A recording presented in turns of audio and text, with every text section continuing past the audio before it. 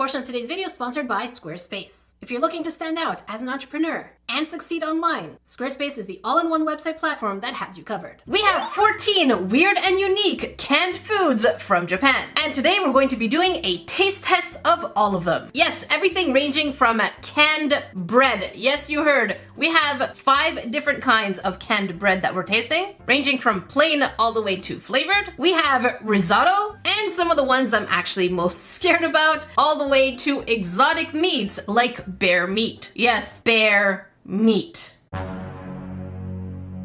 But let's go ahead and start easy with this one here called aged pork and cheese stew. And one of the things that caught my attention when I did a Google Translate, it said that this is pork and tomato sauce for adults. Now I don't know why little ones can't have it, but clearly they wanted to make sure that this is specifically for adults. For those of you who can read Japanese, let me know if that is exactly what it's saying, or if the translation is somewhat lost somewhere. But it looks like we do have pieces of cheese and pieces of pork. And the box itself looks pretty cute. Nothing out of the ordinary in terms of Japanese packaging. Here's the expiry date. And this one wasn't too expensive comparatively to other canned foods that we've seen. It cost about 400 yen, which here is the price in US. So let's see what this one looks like. We're really starting tame here because I am afraid of most of the ones we're trying today.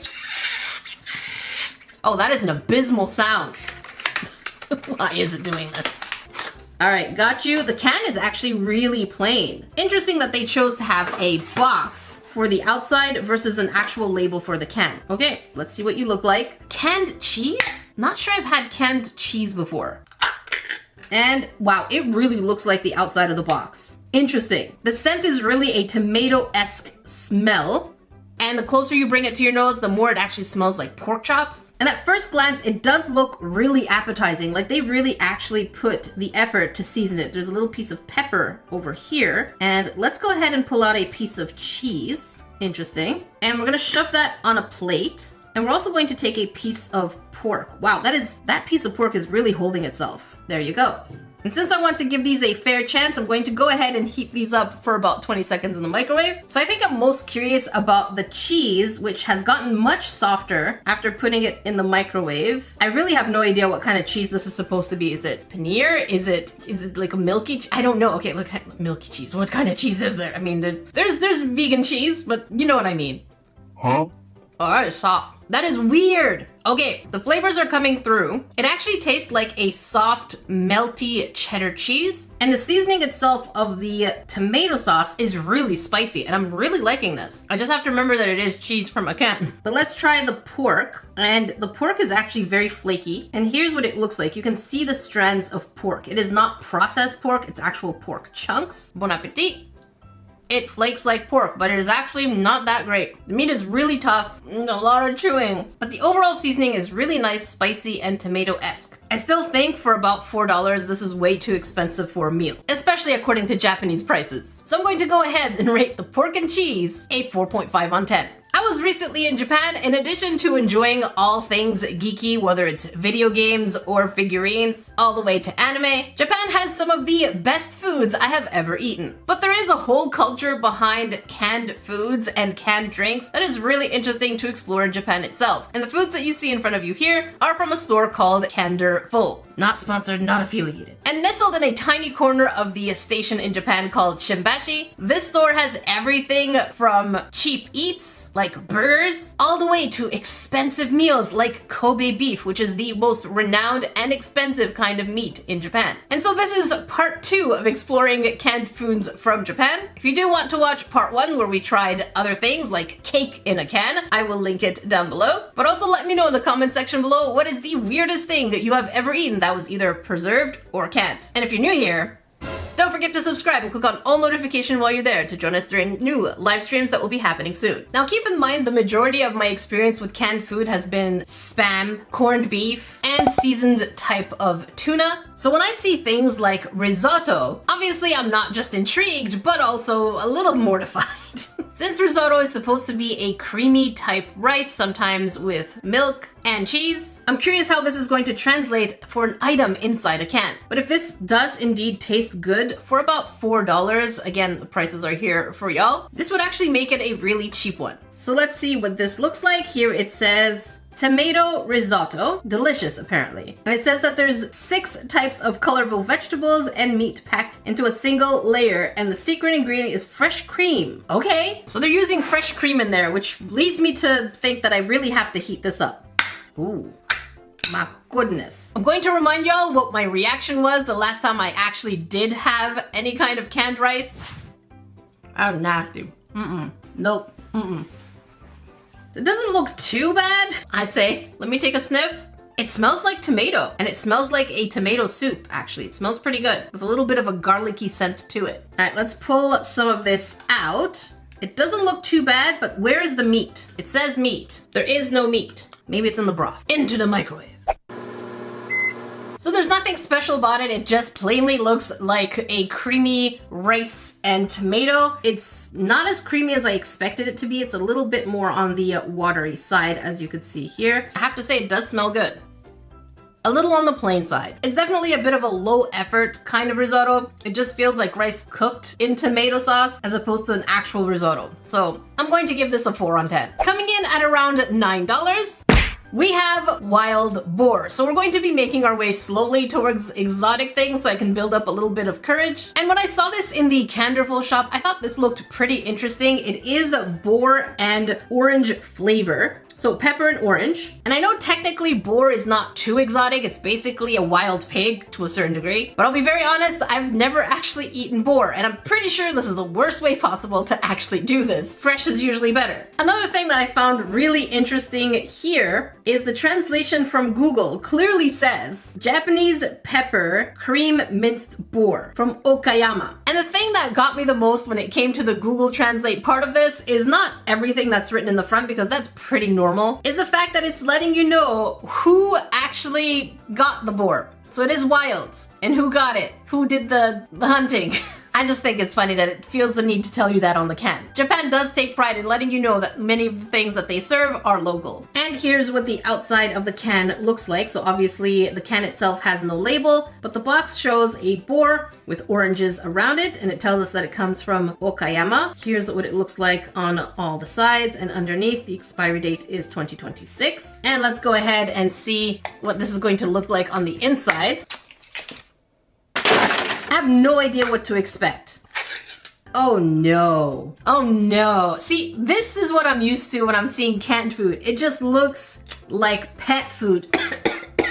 And it kind of smells like pet food too. I thought there would be actual chunks of meat in there, not ground meat. I have goosebumps. Look at that. I have goosebumps right now. I'm not pleased with this one bit. I thought it would look more like the cheese and pork kind of situation. But right here, this is just minced meat. Oh gosh. TV editor, I'm sure you would like this. So let me get a closer sniff. It just purely smells like meat. I don't smell the oranges. I do smell the pepper though. So we're gonna get some here on the plate. Oh goodness. It's minced meat, that's all it is. And I'm gonna heat it up just because I don't wanna eat cold boar meat. Not for my first time. You gotta go easy on me. I'm very fragile. Now I don't know if you can tell, but we can see tiny bits of oranges, little tiny orange peels here and there. So I wanna make sure I get that alongside with the boar in a tasting. Here we go to pet food.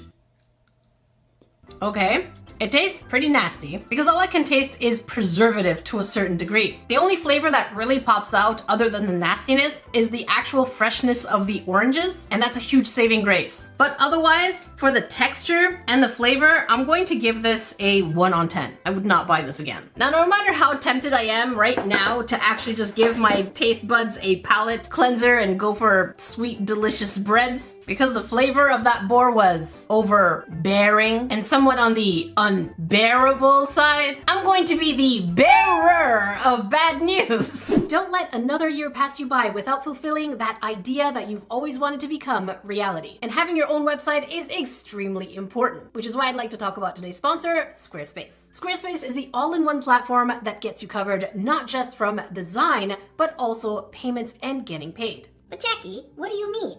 Let me tell you. Introducing Design Intelligence by Squarespace, which means they have 2 decades of experience in design, plus now with incorporating AI, you can unlock your creative potential to its maximum. With hundreds of templates to choose from and customize to make it your own and stand out online, it's fun to play around with because you get to design it and make it really yours. And Squarespace Payments really has you covered with so many different kinds of options for your customers, like Klarna, ACH Direct Debit, Apple Pay, Afterpay, ClearPay, and onboarding is super simple with just a few clicks and steps. You start receiving payments right away. And of course, it makes invoicing so much easier as well. So whether you're offering a product or a service, you can send invoices, estimates, and contracts. That way you simplify your workflow and manage your service business all on the same platform. Oh, and as I mentioned, you can also offer courses, and with that, you can offer one-time payments or reoccurring payments, because Squarespace has all the tools you need to create engaging courses for your customers. So what are you waiting for? Turn your dream into reality by checking out squarespace.com to get started. And when you're ready to launch, go to squarespace.com/nerdycrafter for 10% off your first purchase of a domain or website. That's squarespace.com to get started, and squarespace.com/nerdycrafter for 10% off of your first purchase of a website or domain. Thank you, Squarespace, for sponsoring a portion of today's video. And brave the next thing that I am most scared of today. We're going to go ahead and try bear meat. Now, the first time I've seen anyone on YouTube have or try bear meat is a channel on YouTube here where it's a father and son try bear meat curry. And if I'm not mistaken, it also was in canned form. I don't exactly remember if they liked it or not, but I just remember how shockingly it was to actually get bear meat easily and readily available in Japan. The box itself is definitely an attention grabber. We see a huge bear, and we see the sign here that says beware of bear. The side looks like this. Here's the QR, well, not the QR code, the barcode. Here's the side. Here is every angle of the box itself and the back. Now, I don't know on which occasion you would stock up on bear meat, but I thought it was interesting that the bear meat itself was placed next to the elk, I think it's elk or deer, and boar, as though it was just a natural part of the meat process. As you can see, I'm pointing at it here. And coming in around $10, this is definitely getting to the expensive part of canned food. To be very fair, this barely made it to the video. I hesitated. The only reason I added it is for the bear puns. You're welcome. All right, so let's see that can. My guess is that it's just going to be, a plain can, like all of them. Actually, let's see what it says more clearly on the can itself. And Google Translate tells me, oh, interesting. Here's what the image looks like. It looks like we're getting chunks instead of ground meat, thankfully, or maybe not, I don't know. And it looks like it's miso flavor with bamboo shoots and ginger, and there's about 30% of this is bear meat. Oh, beware of bear appearance. You look fine, bear. Don't let them judge your appearance. It's what's on the inside that counts. And apparently your insides are in my can. That was terrible. And we do get a flavorful taste written over here, but I don't know what else. Is there other meat, or is it just bear meat? But yeah, if we look in the back here, the ingredients definitely starts with domestic bear meat. It's not imported. Definitely local meat. This is crazy. All right, let's see what this looks like. If you're curious, welcome to my world. Okay, I didn't know what to expect, but I didn't expect this. I thought it would be slivers of meat, but I really don't like the smell of the sauce itself. It reminds me of the rice and chicken and rice and beef that we had in the previous video. And the seasoning itself was actually pretty disgusting. It wasn't the food that was disgusting, it was the flavoring and the seasoning, which is a kind of wet beef jerky kind of smell. So it's like a nastier version of teriyaki. But here's what the meat looks like. It looks like beef. Wow, that is huge. You know what? Let's bring a plate. And let's put a piece right on here. My goodness, this definitely looks like beef. It's a little on the gelatinous side over here. I see the ginger bits. Yeah, I definitely see the bamboo and the ginger, which are not the main focus of this video, but I'll take out a piece of bamboo right here. And we're gonna go ahead and heat this up because why not? I think I need to heat everything up at this point. But I am surprised. It does look like pieces of beef. Not sure what I expected, but yeah, it makes sense. So bear is red meat. So here it is all heated up. It is definitely way more tender than I expected it to be. It's really cutting very easily. Then again, canned meats are usually pretty tender unless you really mess it up. Oh gosh, it is flaky. I kind of want to taste the bamboo first, just because I'm curious about the seasoning itself. Oh, that is weird. I taste the meat flavor in here and it is powerful. Okay, I'm bracing myself here. I'm gonna try not to think about this too much because I am not usually a fussy eater, but I never expected to eat bear. Listen, I will immerse myself in cultures if I need to. Apparently canned bear meat is a thing. Give me a second. Don't think about it too much. Don't think about it too much. Don't think about it too much. Am I shaking? I'm shaking. What is this? Don't think about it. Why am I shaking? I'm not doing this for content. I'm doing this for personal growth. I've been wanting to try this for a long time, but as you can see here in the video with my friend Nick, he offered me a bug. If you want to watch that video, I will link it down below, but I will not show the preview here. Okay, it's not as bad as I thought it would be. So it legitimately tastes like beef, and there's a slight aftertaste of brininess to it. So think of the background of seaweed, maybe fishiness, and I'm guessing that's because they do eat fish. And if you ever do want to doubt my taste buds, I'm actually known as something called a super taster. If you want to check more information about that down below, it just means I have more taste buds, so I can discern aftertastes and flavors a little bit more precisely. In theory, I could have been an amazing chef if I wanted to open a restaurant. But yeah, 100% tastes like beef with a small tiny aftertaste of slight fishiness to it. Would I eat this? Absolutely not. I don't see a universe where I would buy this again, but flavor-wise, it's not too bad. I'm going to give this a 5 on 10. Alright, now I definitely need a palate cleanser because I don't want any more meats. I don't know why the majority of canned foods in Japan are basically non-vegetarian. We don't have just veggie options, or at least I didn't see them as much. So we're gonna go ahead and try out plain bread. Now I did get different kinds of flavors like strawberry, coffee, and I think caramel. I think one of them is banana, although I'm not sure. We're gonna check them out as we go. But we're gonna start off with the most basic one, which is plain bread. And if we pull up the Google Translate, it says it's plain bread. You can enjoy the rich flavor of freshly baked food anytime, anywhere. And it does seem to have a designation here that it is indeed halal. And it looks like it wants us to heat it up for about 20 seconds. The expiration date on this is 2028, which is great. So if you ever do keep kind of foods for just in cases, having bread that lasts until 2028 is really good. That's 4 years lifespan. All right, let's see what this one looks like over here. And why was that satisfying? Is that the bread right away? What is this? Can I push you out? Okay, it is covered. Interesting. Okay, so we do have the silica packet in here, and it comes in a muffin type wrapping. My goodness, this actually looks like bread because it is bread. All right, let's remove the wrapping here, which is pretty stuck to the bread. I have to say right away, there is a strong smell of yeast. So think of pizza crusts and how it smells. Okay, let's pull this out. Yeah, it smells like yeast. Really, really strong yeast. And here's our bread. My goodness, this actually looks better than I expected. I thought it would only look like this for some reason, but the fact that we have this part over here that genuinely looks like a piece of bread, I am very surprised. And you know what? Let's go ahead and warm it up for 20 seconds. So here it is after it's been heated up for 20 seconds. It is way softer. Definitely worth heating it up. All right, let's take a piece from the top part because we know that the top part of any muffin is the best. Let's take a sniff. 100% smells very yeasty, so I'm a little worried about that. I know it requires yeast to make bread, but I don't want to taste it in my bread. It's very nice and flaky though. Look at that. Almost like a croissant or a croissant for those of you who say it that way.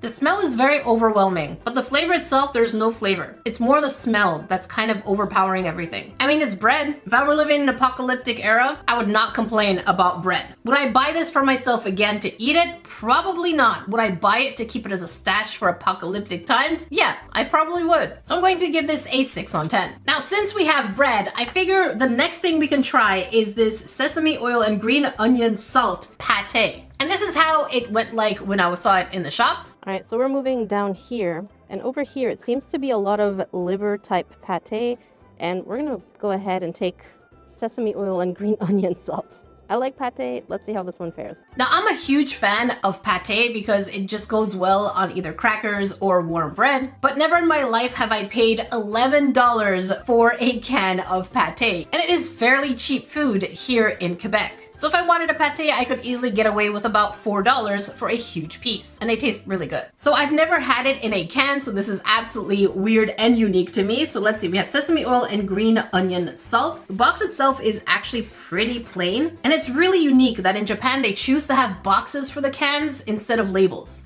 And let's pull you out. Very, very plain box. I don't think we have to heat this up.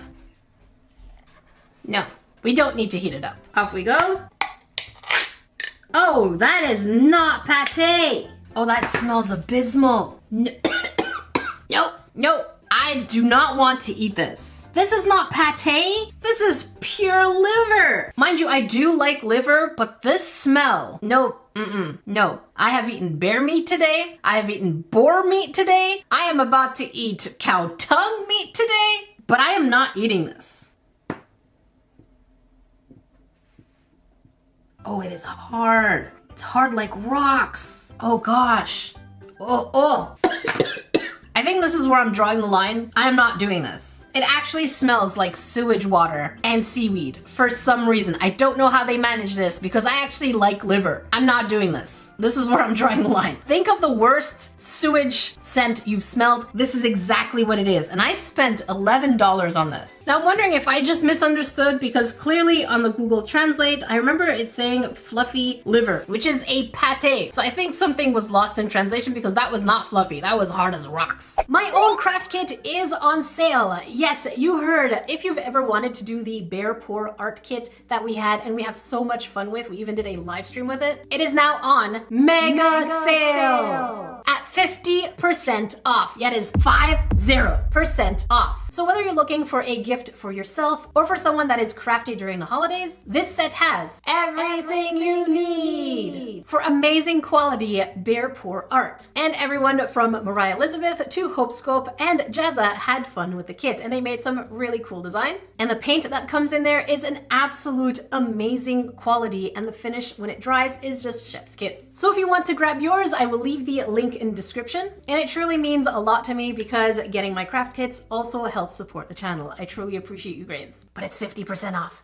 Grab it. But now we're going to make our way to what the actual store recommended as their #1 bestseller. And you can see here when I was shopping, there's that little crown and it says #1 on it. And it's a super fancy box at around $8. It is a gyutan demi-glaze sauce. In Japan, it is very common when you're doing any kind of yakiniku. And for those of you who don't know yakiniku, it's basically cooking your own sliced barbecue meat on the table while you're sitting there. Very similar to Korean barbecue, just different slices of meat and different ways of preparing. It's actually pretty popular to have gyutan, which is cow tongue. And having grown up in Egypt, cow tongue is actually not uncommon to be eating it. And my first time eating it was not actually in Egypt, but in Japan. And it really does taste like any other piece of meat. And this one here is a demi-glaze sauce. Now I'm hoping the demi-glaze sauce is good because that's going to make or break the entire thing. And here's what the box looks like. It does look very premium indeed all the way around, and even a little gold foil